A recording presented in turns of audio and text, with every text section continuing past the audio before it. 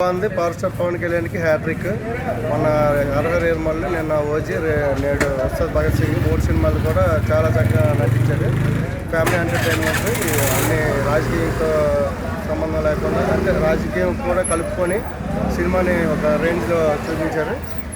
Family audience కూడా చాలా బాగా నచ్చుతుంది. సినిమా పెద్ద బ్లాక్ బ్లాస్టర్. ఈరోజు మన ఉస్తాద్ భగత్ విడుదల సందర్భంగా ఈరోజు సినిమాకి రావడం జరిగింది.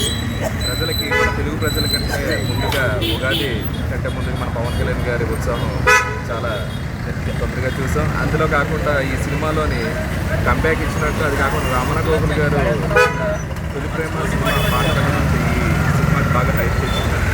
డిప్యూటీ సీఎం అయిన తర్వాత ఈయన కంబ్యాక్ చాలా అద్భుతంగా ఉంది.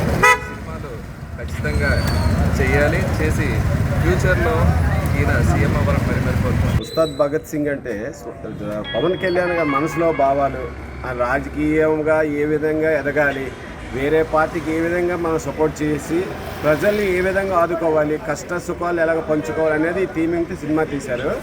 బ్యాక్డ్రాప్ ఇవి చాలా బాగుంది, డైరెక్షన్ చాలా బాగుంది.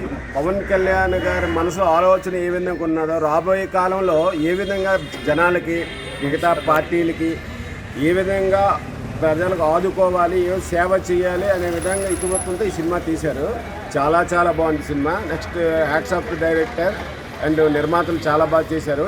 3 years అయినా సరే ఒక మంచి కథను ఎన్నుకొని రాబోయే కాలంలో జనాలకి, ప్రజలకి ఒక మంచి సేవ చేయడం దృక్పథంతో ఎగ్నిస్ట్ పార్టీలకి ఏ విధంగా దెబ్బ కొట్టాలి, ఏ విధంగా కూల్చాలి అనే విధంగా ఒక పాయింట్ ఆఫ్ వ్యూలో కూడా సినిమా తీశారు. చాలా బాగుంది. నిజమే hats off to director Pawan Kalyan. గుర్తున్న టాపిక్స్ మీద సినిమా తీసి సమాజానికి అర్థమయ్యేటట్టు తీశారని మా ఉద్దేశం.